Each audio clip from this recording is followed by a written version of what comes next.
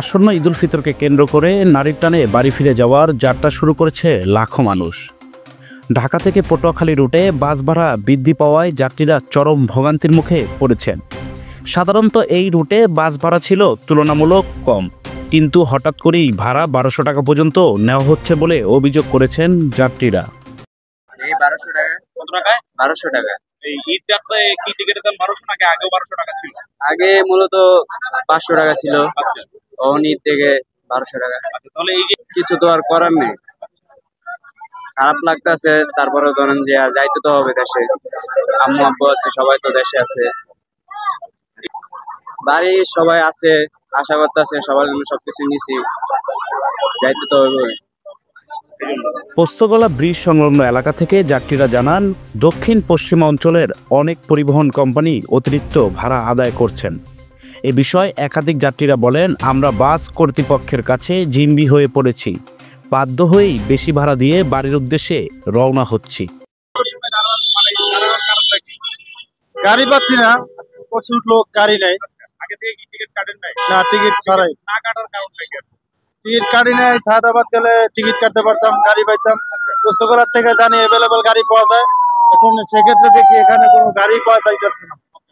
ভাড়া কিরকম? আগের মধ্যে ভাড়া আছে না ভাড়া বৃদ্ধি হয়েছে? এটা একটু জানান। ভাড়া আগের মতো নাই, যেমন বরিশালে ভাড়া চাচ্ছে ৮০০ টাকা, ৭০০ টাকা, যেখানে ৪০০ টাকা ৫০০ টাকা ভাড়া, এখানে ৮০০ টাকা ৭০০ টাকা ভাড়া চায়। তারপরে এই যে এত ভোগান্তির পরও বাড়িতে যাবেন, ঈদ যাত্রা কিরকম ভাবে কাটাবেন? এখন ঈদ যাত্রা চাচ্ছি যে মা বাবার সাথে, ফ্যামিলির সাথে সবাইকে নিয়ে, বাচ্চা টাচ্চা নিয়ে যাচ্ছি, যে ঈদ করবো সুন্দর করে, এই জন্য যাচ্ছি। অনেক যাত্রী ক্ষোভ প্রকাশ করে বলেন, ঈদ বা বড় কোনো ছুটি এলেই পরিবহন মালিকরা অতিরিক্ত ভাড়া আদায় শুরু করে। ভাড়া বাড়ানো হলেও সেবা সেই তুলনায় ভালো নয়। প্রশাসনের নজরদারি না থাকায় তারা ইচ্ছেমতো ভাড়া নির্ধারণ করছেন।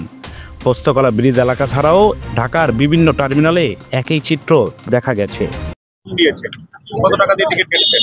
তা আমি কাটে নেই টিকিট এখনো কাটা হয় নাই, মানে এমনি ৯০০ টাকা চাইতে আছে। দেখি, চেষ্টা করে দেখি, আশা তো করি যে যাওয়া যায়। প্রায় ২ ঘন্টা দাঁড়ায় আছি, কিন্তু গাড়ি দাঁড়ায় ৬০০ টাকা বলতে আছে, সিট পাই বাড়তি, অনেক বাড়তি। পরে তো আগে তো ছিল ৬০০ টাকা, এখন ৯০০ টাকা চাইতে আছে, ৩০০-৪০০ টাকা। যাত্রীরা প্রশাসনের কাছে দ্রুত হস্তক্ষেপের দাবি জানিয়েছেন, যাতে অতিরিক্ত ভাড়া আদায় বন্ধ হয় এবং সবাই নির্ধারিত ভাড়ায় নিরাপদে বাড়ি ফিরতে পারেন। এই বিষয়ে সংশ্লিষ্ট পরিবহন কর্তৃপক্ষের কোনো বক্তব্য এখনও পাওয়া যায়নি। তবে যাত্রী সাধারণের দাবি, সরকারের সংশ্লিষ্ট সংস্থাগুলো দ্রুত পদক্ষেপ নিলে তাদের এই ভোগান্তি কমবে।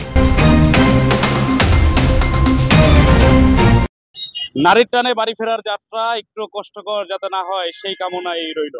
পরিবারের সাথে ঈদের মিলন মেলা ভালোভাবে ঘটুক সেই প্রত্যাশা আমাদের সকলের।